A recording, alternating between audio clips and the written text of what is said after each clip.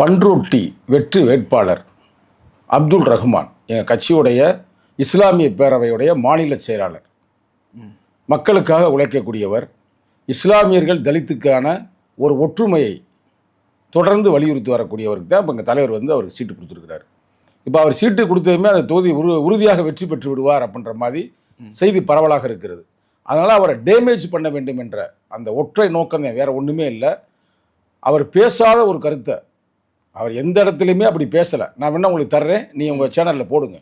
சரி. அவர் என்ன சொல்கிறாருன்னா, எங்கள் தலைவர் வரவுக்கு பிறகுதான் இஸ்லாமியர்களும் தலித்துகளும் ஒற்றுமையாக இருக்கிறார்கள் அப்படின்றது 100க்கு 100 உண்மை. இதில் ஒன்றும் மாற்று கருத்து இல்லை.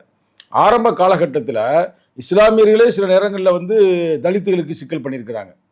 சில தலித்துகளுக்கு அவங்களுக்கு பிடிக்காமல் போனதெல்லாம் உண்டு, நம்ம இல்லைன்னா சொல்ல முடியாது.